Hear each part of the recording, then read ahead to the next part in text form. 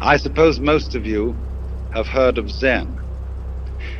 But before going on to explain any details about it, I want to make one thing absolutely clear.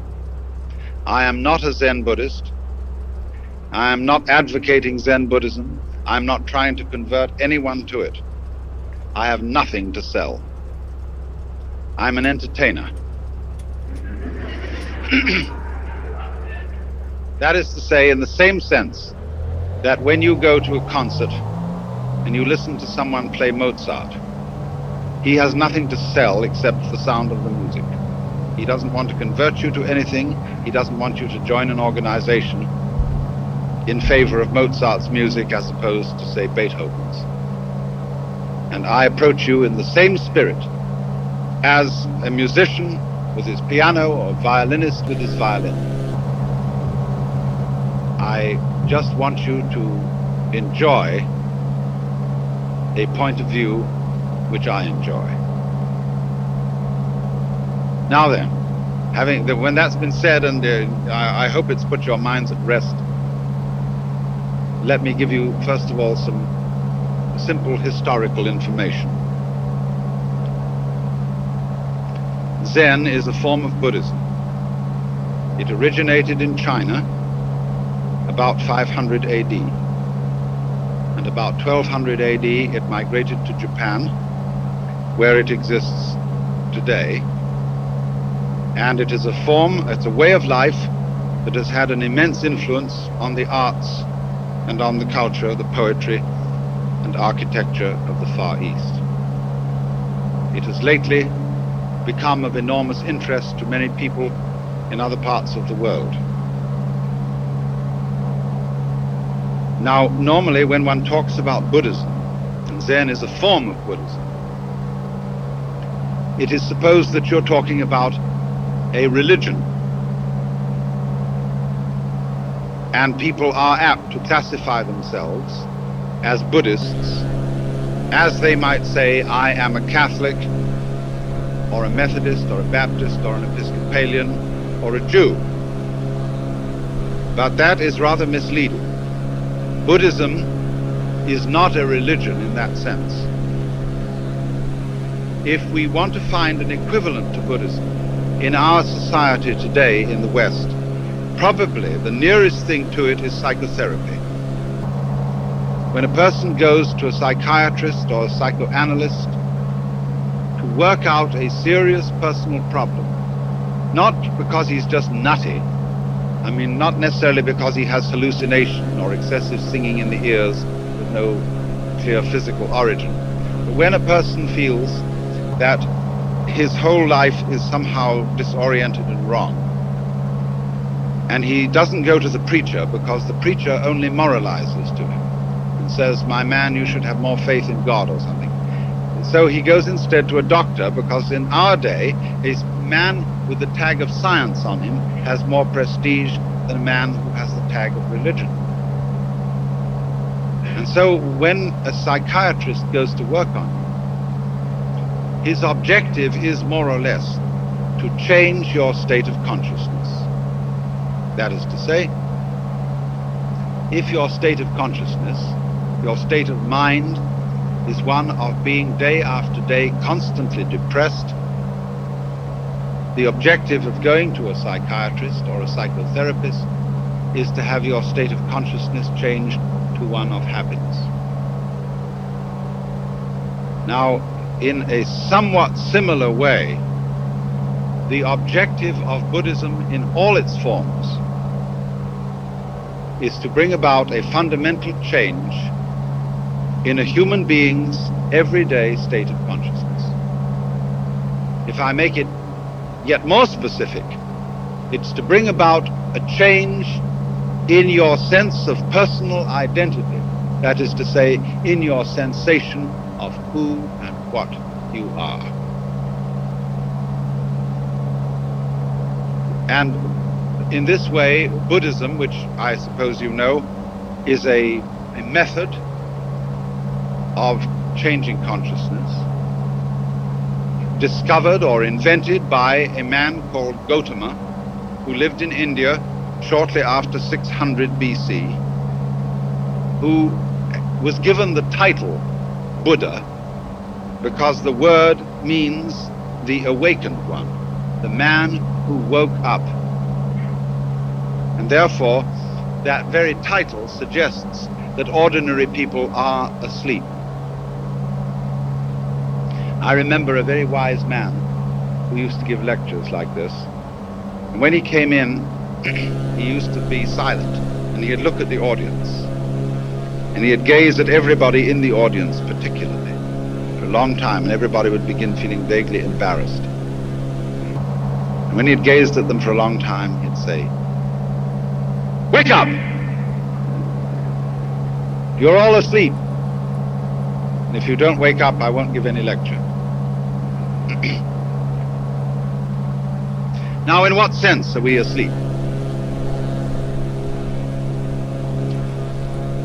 The Buddhist would say that almost all human beings have a phony sense of identity, a delusion, a hallucination as to who they are. I'm terribly interested in this problem of identity, and I try and find out what people mean when they say the word I. I think this is one of the most fascinating questions. Who do you think you are? Now, what seems to develop is this. Most people think that I is a center of sensitivity somewhere inside their skin. And the majority of people feel that it's in their heads. That civilizations in different periods of history have differed about this. Some people feel that they exist in the solar plexus. Other people feel that they exist about here. But in American culture today, or in Western culture in general, most people feel that they exist in here. And there is, as it were, a little man sitting inside the center of the skull. And he has a television screen in front of him, which gives him all messages from the eyeballs. He has earphones on, and that gives him all messages from the ears.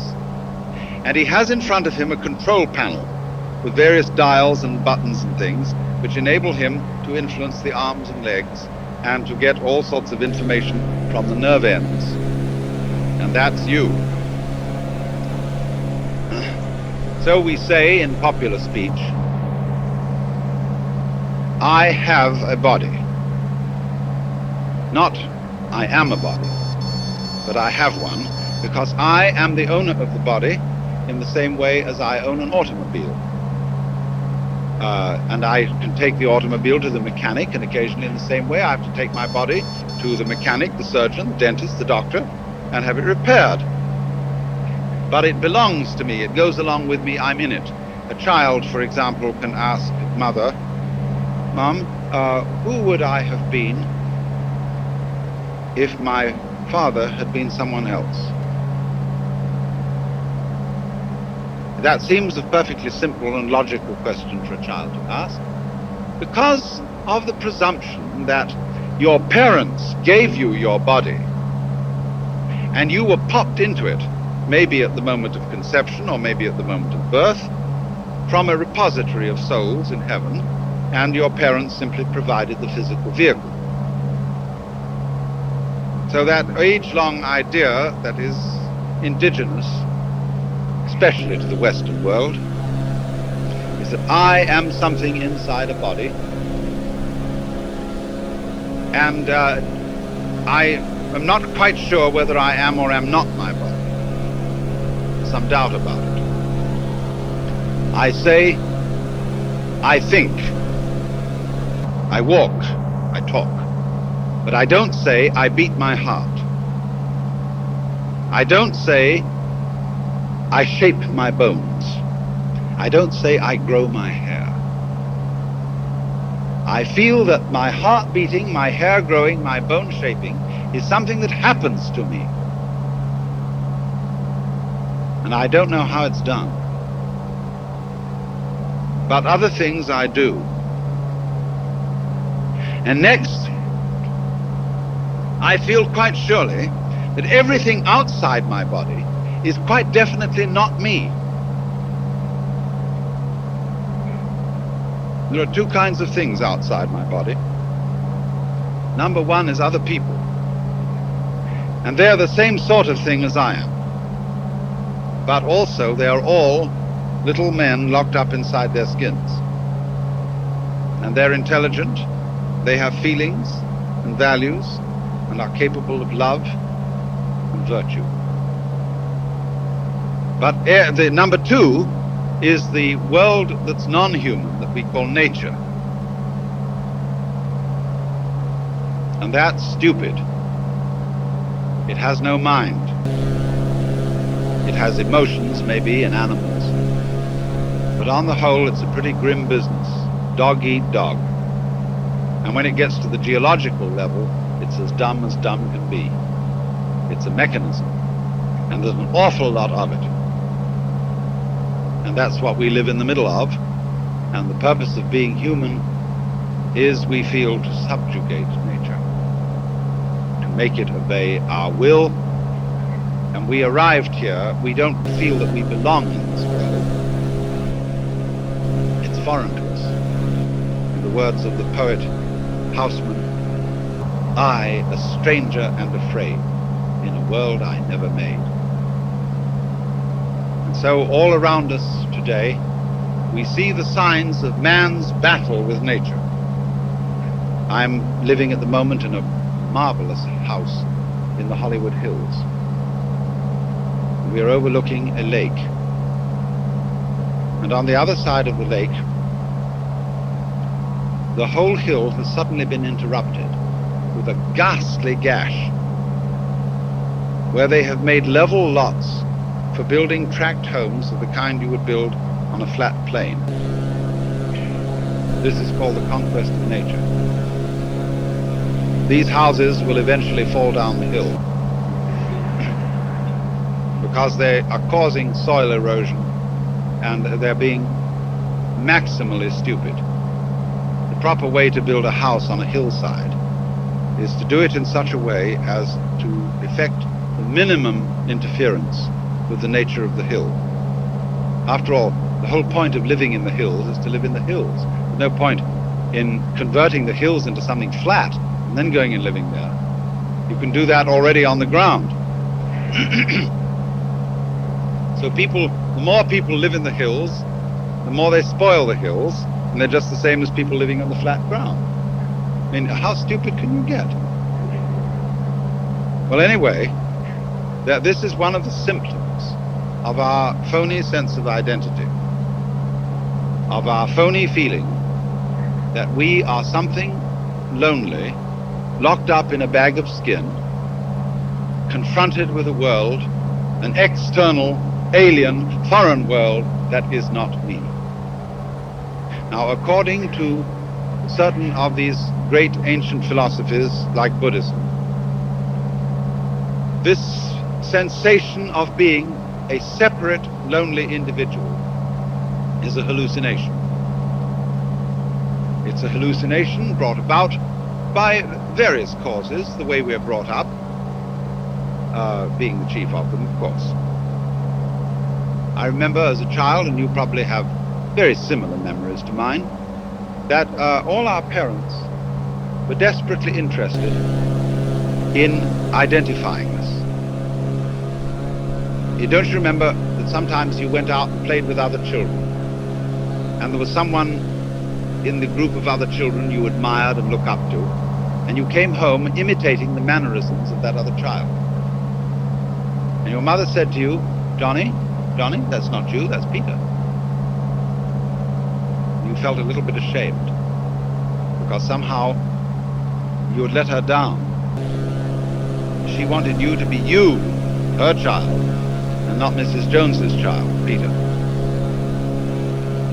And so in many ways, we're all taught this. For example,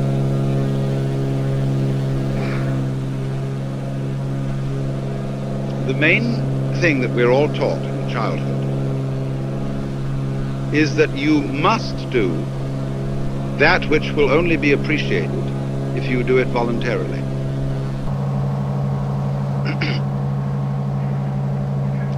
Now, darling, a dutiful child must love its mother. But now I don't want you to do it because I say so, but because you really want to.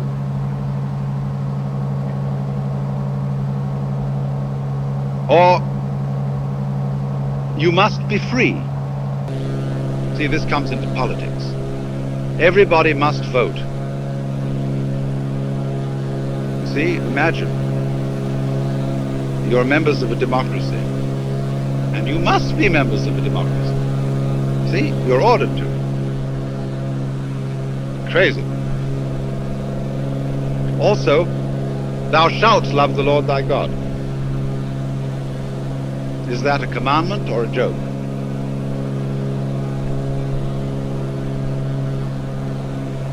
You know, if you suggest that the Lord is joking, most people in our culture are offended because they have a very moronic conception of God as a person totally devoid of humor. But the Lord is highly capable of joking, because joking is one of the most constructive things you can do. So, when you are told who you are, and that you must be free, furthermore that you must survive and must go on living, and that becomes a kind of compulsion, you get mixed up. It's very simple. Of course you get mixed up. If you think you must do something which will only be the thing required of you if you do it freely.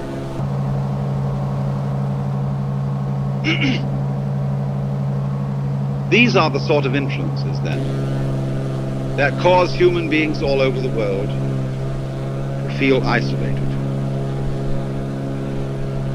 to feel that they are centers of awareness locked up in bags of skin. Now, this sensation of our identity can be shown and demonstrated to be false by some of the disciplines of our own science. When we describe a human being or any other living organism from a scientific point of view, all that means is that we're describing it carefully. We are going to describe very carefully what a human being is and what a human being does. All right.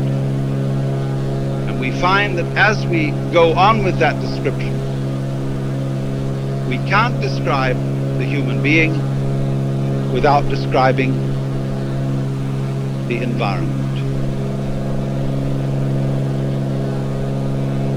We can't say what a human being is doing without also saying what the world around him is doing.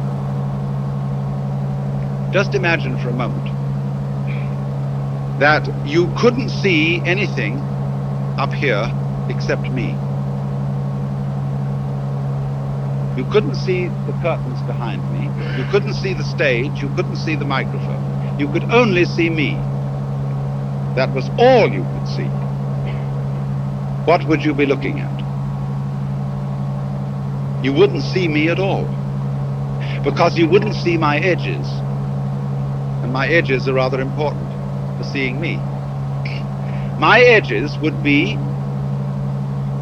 identical with the edge of your eyesight, with that vague oval curve which is the field of vision.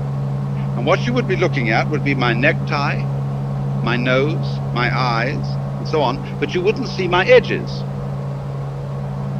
So you'd be confronted with a very strange monster, and you wouldn't know it was a human being. Because to see me, you need to see my background. And therein lies a clue of which we are mostly ignorant. In Buddhist theory, the cause of our phony sense of identity is called avidya, and that means ignorance, although it's better to pronounce it ignorance. Having a deluded sense of identity is the result of ignoring certain things. So when you look at me, and I managed by behaving up here in a kind of a more or less interesting way, I cause you to ignore my background because I concentrate attention on me. Just like a conjurer, stage magician, in order to perform his tricks, misdirects your attention. He talks to you about something he's doing here, and he talks to you about his fingers and how empty they are, and he can pull something out of his pocket in plain sight and you don't notice it. And so a magic happens. That's ignorance.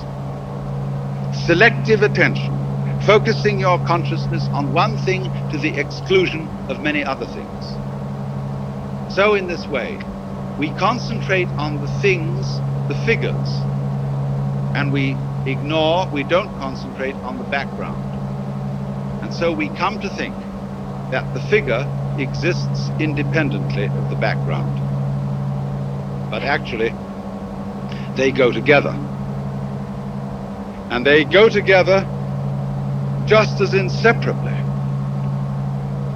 as backs go with fronts,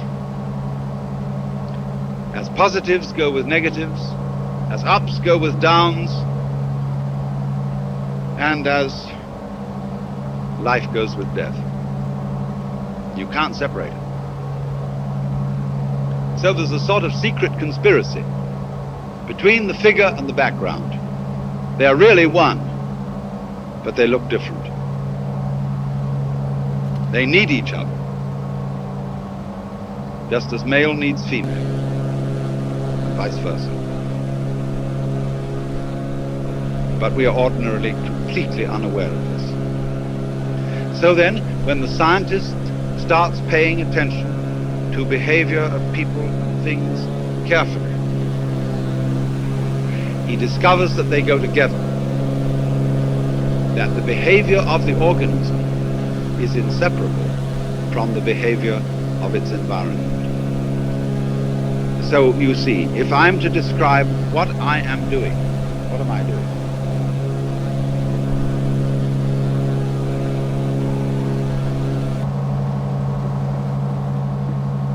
Am I just waving my legs back and forth? No, I'm walking. And in order to speak about walking, you have to speak about the space in which I am walking, about the floor, about the direction, left or right, in relation to what kind of room, what kind of stage, what kind of situation. Because if there isn't a ground underneath me, I can't very well walk. So the description of what I am doing involves the description of the world. And so the biologist comes to say that what he is describing is no longer merely the organism and its behavior.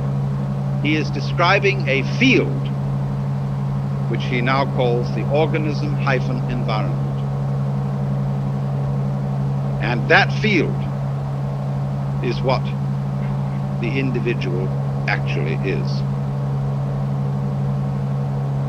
Now, this is very clearly recognized in all sorts of sciences.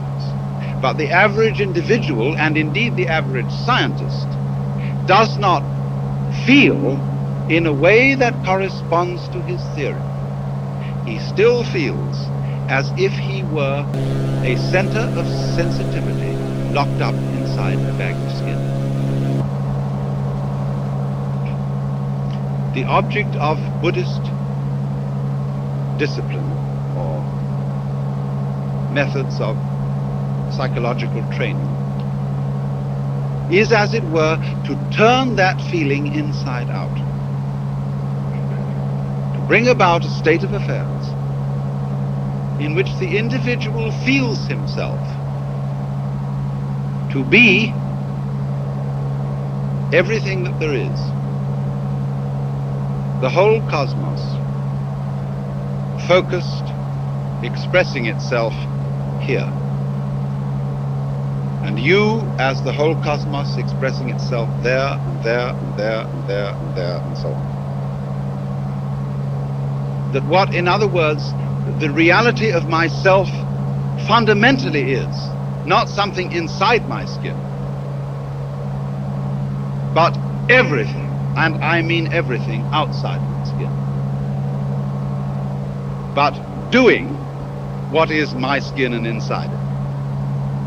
I mean, imagine that every one of us, look, in the same way that the sea, when the ocean has a wave on it, the wave is not separate from the ocean, is it? Every wave on the ocean is the whole ocean waving. The ocean waves and it says, yoo-hoo, I'm here, see? But I can wave all over the place. I can wave in many different ways. I can wave this way, go and wave that way. So the ocean of being waves every one of us, and we are its waves, but the wave is fundamentally the ocean. Now, in that way, your sense of identity would be turned inside out.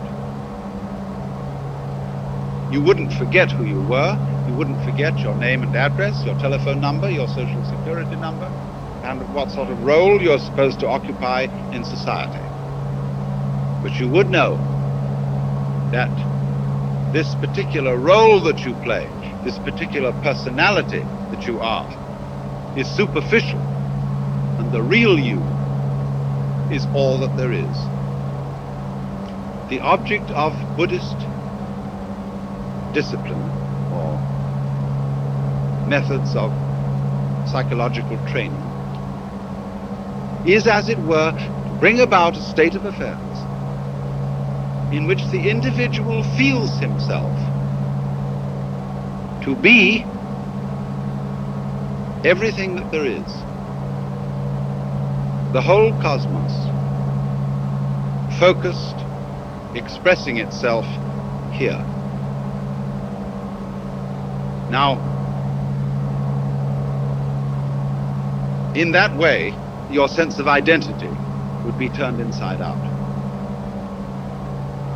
You wouldn't forget who you were, you wouldn't forget your name and address, your telephone number, your social security number, and what sort of role you're supposed to occupy in society.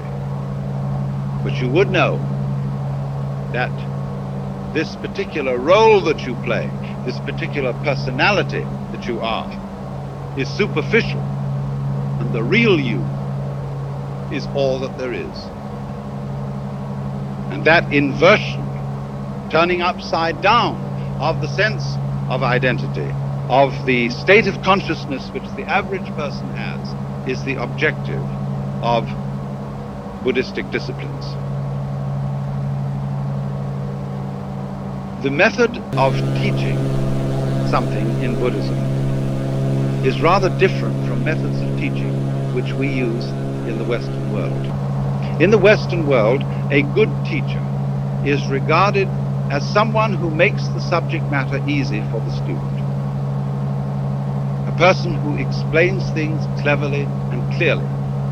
So you can take a course in mathematics without tears. In the Oriental world, they have an almost exactly opposite conception, and that is that a good teacher is a person who makes you find out something for yourself. In other words, learn to swim by throwing the baby into the water. There's a story used in Zen about how a burglar taught his child to burgle. He took him one night on a burgling expedition and locked him up in a chest in the house that he was burgling and left him. And the poor little boy was all alone, locked up in the chest, and he began to think, how on earth am I going to get out? So he suddenly called out, "Fire! Fire!" And everybody began running all over the place, and they heard this shriek coming in from inside the chest, and they unlocked it, and he rushed out and shot out into the garden. And just then everybody was in hot pursuit, calling out, "Thief, thief!" And he went by a well, He picked up a rock, dropped it in the well, and everybody thought, the poor fellow has jumped into the well and committed suicide. And he got away. He got home, and his father said, congratulations, you have learned the art. So do you see, William Blake once said, a fool who persists in his folly will become wise. And so the method of teaching used by these great Eastern teachers is to make fools persist in their folly, but very rigorously and very consistently and very hard. So then, if I may now, having given you the analogy, the image, let's go to the specific situation. Supposing you want to study Buddhism under a Zen master, what will happen to you? Well, first of all, let's ask the question, why would you want to do this anyway? I can make the situation fairly universal. It might not be a Zen master that you go to. It might be a Methodist minister. It might be a Catholic priest. It might be a psychoanalyst. But what's the matter with you? Why do you go? And surely the reason that we all would be seekers is that we feel some disquiet about ourselves. Many of us want to get rid of ourselves. We can't stand ourselves. And so we watch television and go to the movies and read mystery stories and join churches in order to forget ourselves, in order to merge with something greater than ourselves. We want to get away from this ridiculous thing locked up in a bag of skin.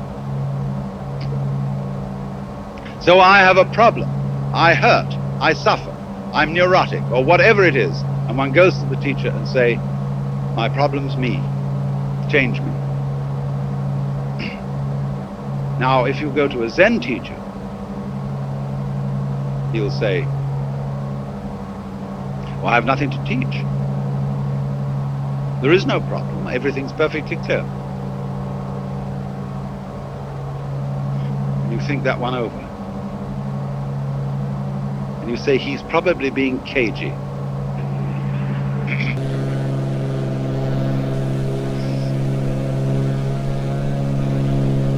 He's testing me out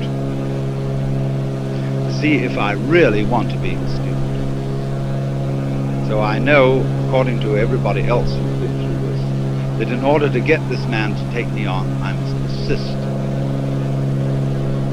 Do you know our saying, anybody who goes to a psychiatrist ought to have his head examined?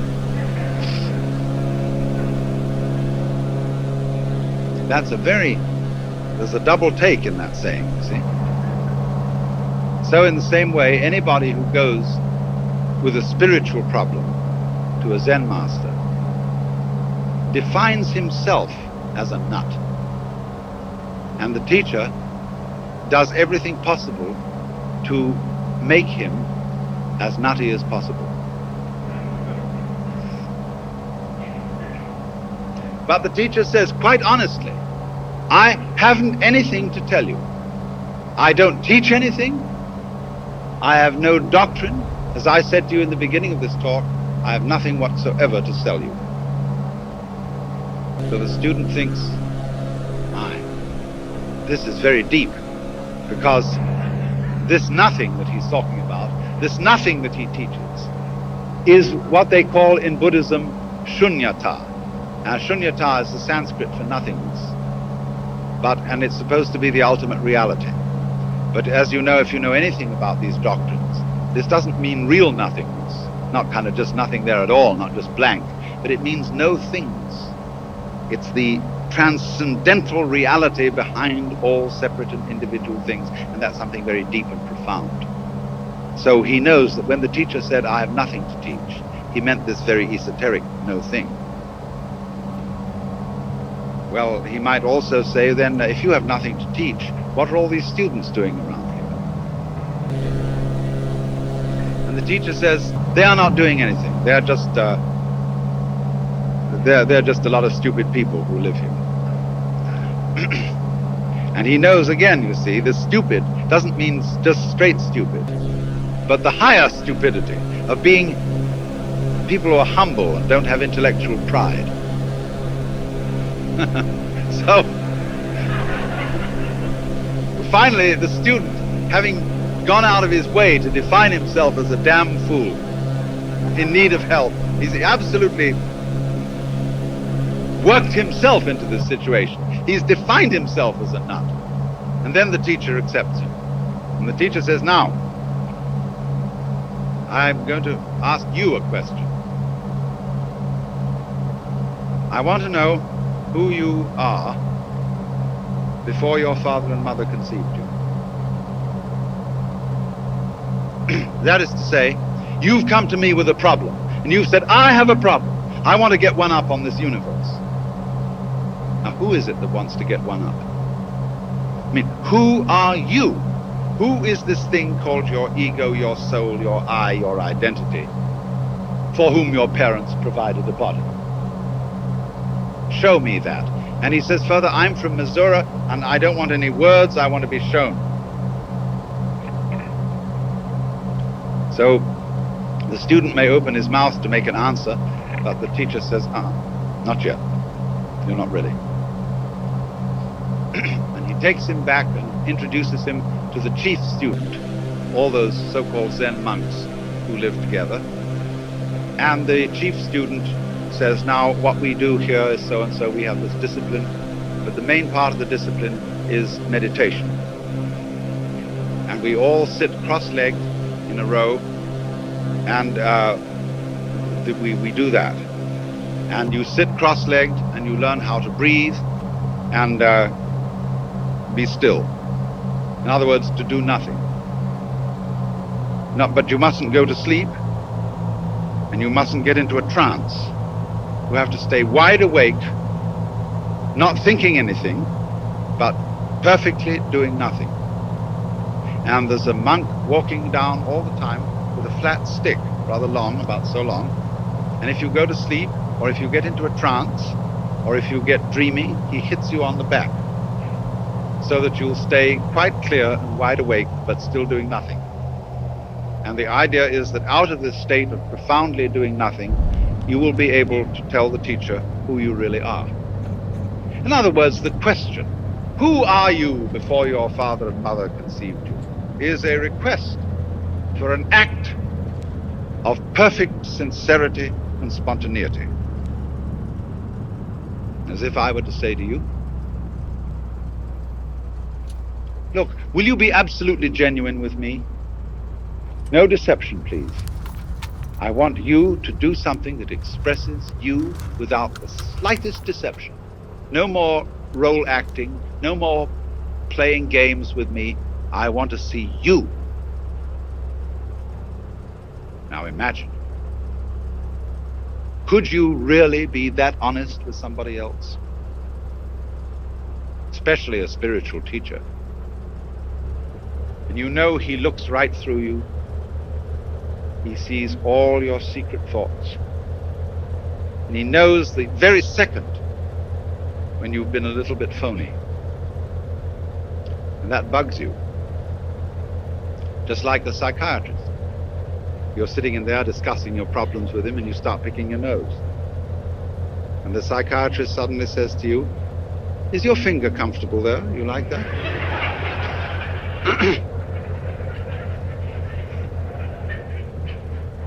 And you know your Freudian slip is showing. What do fingers symbolize? What do nostrils symbolize? Uh-oh. And then you quickly put your hand down and sort of...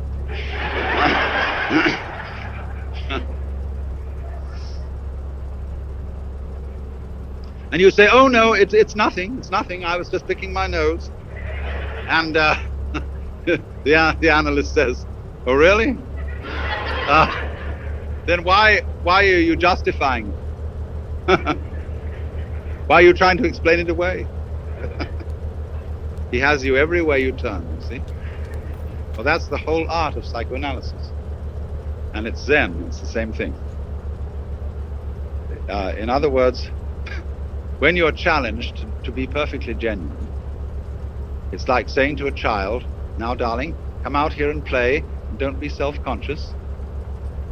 Or it's like I would say to you, now look, If you come here tonight at exactly midnight and put your hands on this stage, you can wish and have granted any wish you want to, provided you don't think of a green elephant.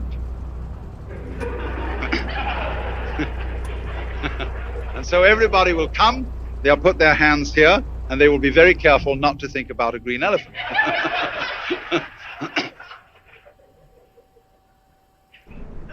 Well, now do you see the point? That everybody, if we transfer this to the dimension of spirituality, where the highest ideal is to be unselfish, to let go of oneself, when you are trying to be unselfish, you're doing it for a selfish reason. You can't be unselfish by a decision of the will any more than you can decide not to think of a green elephant. There is a story about Confucius, who one day met Lao Tzu, who was a great Chinese philosopher. And Lao Tzu said, "Sir, what is your system?" And Confucius said, "It is charity and love of one's neighbor and elimination of self-interest." Lao Tzu said, "Stuff and nonsense. Your elimination of self is a positive manifestation of self. Look at the universe. The stars keep their order. The trees and plants grow upwards without exception. The waters flow. Be like this. All your nonsense about elimination of self is like beating a drum in search of a fugitive." So in this way, these are all examples of the trickery the master is playing on you. You came to him with the idea in your mind that you are a separate, independent, isolated individual. And what he is simply saying to you is, show me this individual. I had a friend who was studying Zen in Japan, and he got pretty desperate to produce the answer of who he really is. And on his way to an interview with the master to give an answer to the problem, he noticed a very common sight in Japan, a big bullfrog sitting around in the garden. And he swooped this bullfrog up in his hand and dropped it in the sleeve of his kimono.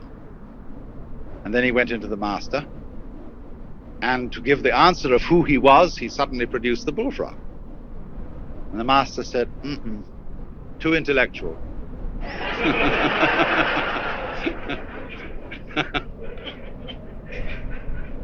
In other words, this answer is too contrived. It's too much like Zen. You've been reading too many books. It's not the genuine thing. So after a while, you see, what happens is this. When the student finds that there is absolutely no way of being his true self, not only is there no way of doing it, there is also no way of doing it by not doing it. You can't do it by doing something. You can't do it by not doing something. Let me, to make this clearer, put it into Christian terms. Thou shalt love the Lord thy God. Now, what are you going to do about that? If you try very hard to love God and you ask yourself, why am I doing this? You find out you're doing it because you want to be on the side of the big battalions. You want to be right. After all, the Lord is the master of the universe, isn't he? And if you don't love him, you're going to be in a pretty sad state. So you realize, I'm loving him just because I'm afraid of what will happen to me if I don't. And then you think, that's pretty lousy love, isn't it? And you think, that's a bad motivation. I wish I could change that. I wish I could love the Lord out of a genuine heart. Well, why do you want to change? See, I realize that the reason I want to have a different kind of motive is that I've got the same motive. So I say, oh, heaven's sakes, God, I'm a mess. And will you help me out?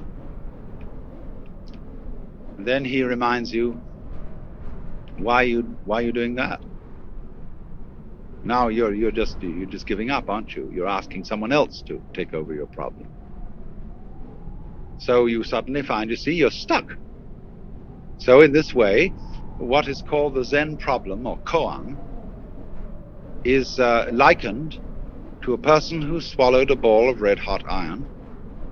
He can't gulp it down and he can't spit it out. Or it's like a mosquito biting an iron bull.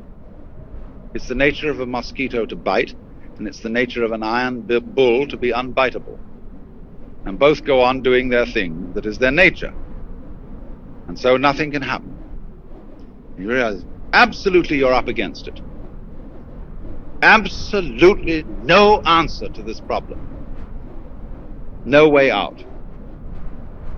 Now, what does that mean?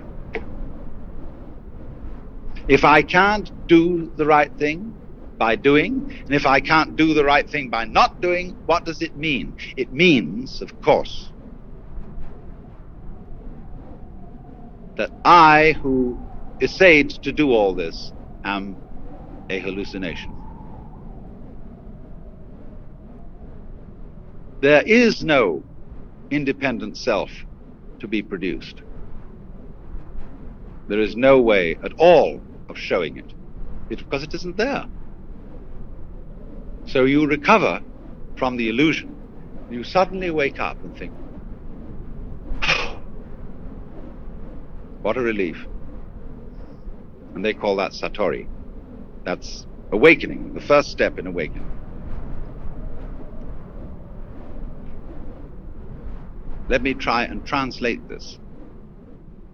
When this kind of experience happens, you discover that what you are is no longer this sort of isolated center of action and experience locked up in your skin. That by being, the teacher has asked you to produce that thing, to show it to him genuine and naked, and you couldn't find it.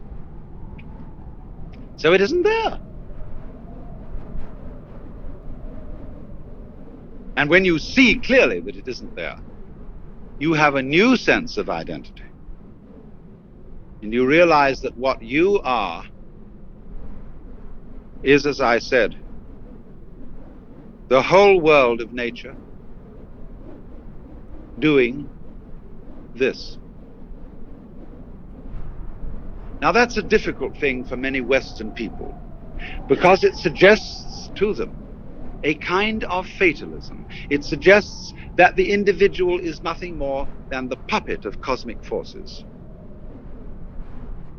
So in the same way, when your own inner sense of identity changes from being the separate individual to being what the entire cosmos is doing at this place,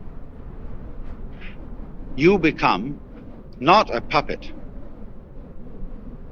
but more truly and more expressively an individual than ever. This is the same paradox which the Christian knows in the form, whosoever would save his soul shall lose it. Now, I think that this is something of very great importance to the Western world today, because we have developed an immensely powerful technology. We have stronger means of changing the physical universe than has ever existed before. How are we going to use it? There is a Chinese proverb that if the wrong man uses the right means work in the wrong way. Let us assume that our technological knowledge is the right means. What kind of people are going to use this knowledge? Are they going to be people who hate nature and feel alienated from it? Or people who love the physical world and feel that the physical world is their own personal body? An extension, the whole physical universe, right out to the galaxies, is simply one's extended body. Now, at the moment, the general attitude of our technologists who are exploring space is represented in the term the conquest of space.